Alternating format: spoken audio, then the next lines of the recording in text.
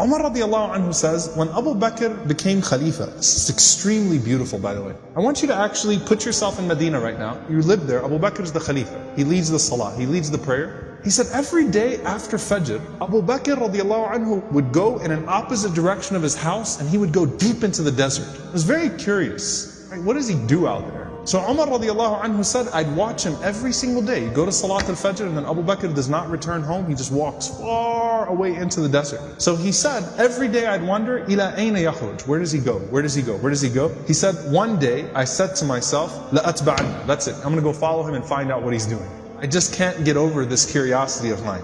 So Umar radiallahu anhu said, I kept the pace from him to where he was at the end of my eyesight, meaning I walked just as far away to where I could still see him. And then he said, I saw him go into this beat up old house. So Umar radiallahu anhu said, I quickly went and I hid behind. And he said, he spent a long time in there. It wasn't like a short amount of time. He spent a long time until after the sun was up, meaning it was getting hot. This is after Fajr, this is way past Duha, way past sunrise. And it got hot and then Abu Bakr radiallahu anhu left the home and he made his way back to Medina. He said, this is way out of the city of Medina now. This isn't even the city of Medina right now. Way out of the city of Medina. So Umar radiallahu anhu said, I waited until I could no longer see him, meaning he made his way back to Medina. And Umar radiallahu anhu said, I knocked on the door, okay? And he said, this woman opened the door. She was elderly, she was frail, she was blind, and there were a bunch of little kids running around, okay? So I said to her, Assalamu alayki, ma sha'nukum ya amatullah. I said, peace be unto you. What is your situation, O servant of Allah? And she said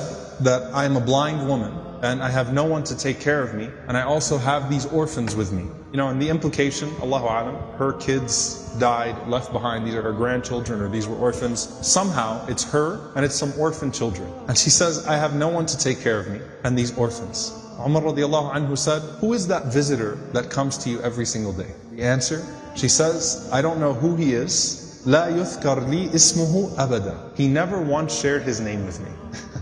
He never bothered to tell me his name. Umar radiallahu anhu said, well, what does he do? قالت جزاه الله خير. She said, may Allah reward him. Every morning he comes. Listen, by the way, she details it. She says, he cleans my home. He washes our clothes. He grinds our wheat. He bakes our bread. He cooks our breakfast. And then he leaves. Subhanallah. Think about that. If this was the only narration we had about Abu Bakr, it's incredible. Seriously. The leader, the head of the ummah, the khalifa, the most important man in the ummah right now, with his station, with his status, and he goes out every morning to this house, and he doesn't even tell the woman what his name is. He's just consider me a secret fa'il khair, right? Just some good doer. Washes the clothes, cleans the house, grinds the wheat, bakes the bread, cooks the breakfast, and then makes his way back to govern the ummah. That is absolutely incredible. Umar radiallahu ta'ala anhu says, every single day, like, is this really what he does every single day? She said, every day, may Allah bless him. Umar radiallahu anhu said, do you pay him anything? She said, nothing. Umar radiallahu ta'ala anhu started to cry, and he said, أَتَعَبْتَ الْخُلَفَاءَ بَعْدَكَ يَا أَبَا بَكْرِ. You have exhausted every successor of yours, O Abu Bakr. You've exhausted us. Anyone that comes after you is exhausted.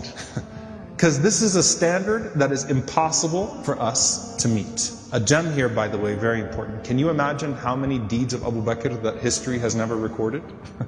You know, the books of the fada'il, the virtues of Abu Bakr, the things that he used to do. Can you imagine how many of those secrets he actually managed to hide? And why did he not think of himself too good to still do that thing? And by the way, a lesson for all of us. If you're someone who does some khair that everyone knows about, you better have some khair that only Allah knows about. Right? You better have some khair that only Allah subhanahu wa ta'ala knows about. And let it be an involved khair too.